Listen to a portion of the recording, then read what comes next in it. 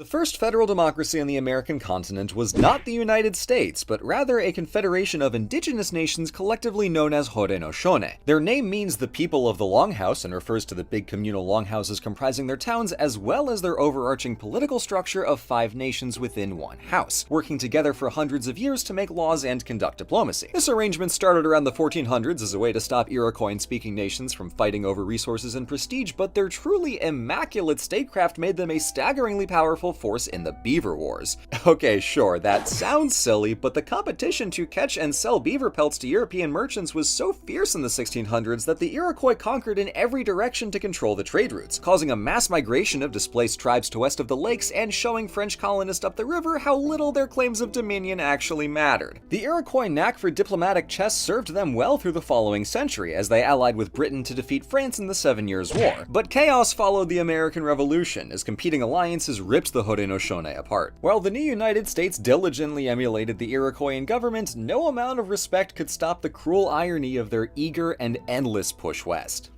The main goal of French colonization in the Americas was not to create large urban settlements, but to get tons and tons of money. Sailing in from the Atlantic down to where the St. Lawrence River narrows, the port city of Quebec opened up to an expansive continental operation. As if fur trading around the Great Lakes wasn't big enough business, New France reached down the Mississippi River and all the way to the Caribbean sugar fields. Operating this vast network required a great deal of land and people, but not that many French people, so by the mid-1700s, the population of Nouvelle France was less than an eighth of Paris. Little Quebec had just 8,000 permanent residents, but its vital strategic position at the gateway into the continent warranted some hefty fortifications, adding stone walls atop the city's already imposing cliffs and arming the coast with cannons for miles. But in 1759, there was no accounting for slapstick serendipity, as British forces stumbled through a cavalcade of pure dumb luck to capture the city and swiftly confiscate half of North America for itself. But despite the new management, French Canadians could keep their culture, customs, and language due to the Quebec Act of 1774. And shock of the decade, being treated like people really takes the edge off thoughts of rebellion.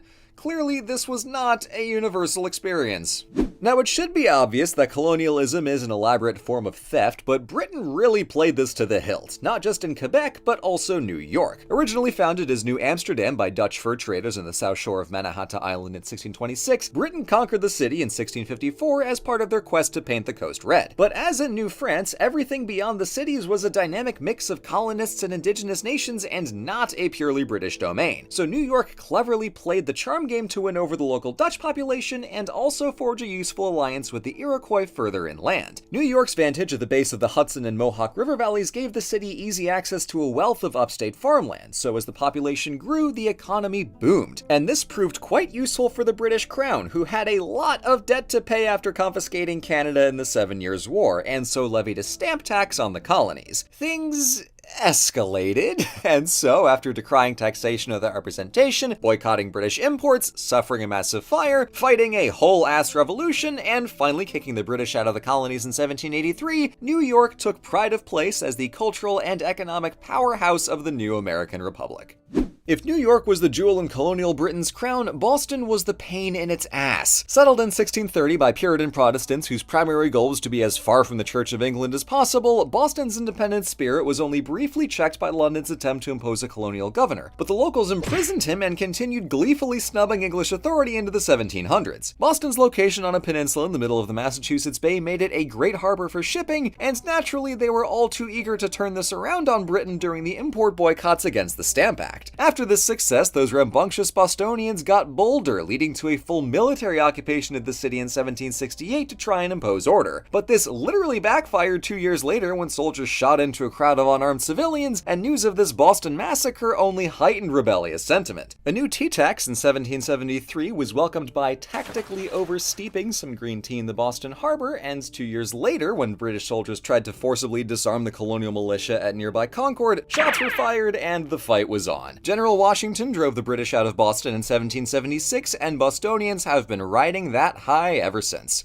The Revolutionary War certainly marks a starting point for the United States, but it just as clearly signals the end of a dynamic network in the continental Northeast. Far from just a case of Europeans sauntering in and manifesting their destiny in 6 to 10 business days, the colonial powers in the 16 to 1700s were economically and diplomatically reliant on the knowledge and skills of indigenous nations who were more than capable of playing the colonists against each other. each player in this system had their own objectives, whether to expand their territory, make fat stacks of cash, or create a settler colony a sixth the population of Britain. And while it was the Americans and British Canadians who ultimately came out on top, those societies remained shaped by influences like Haudenosaunee government or French Quebecois culture. Does that make this a happy outcome?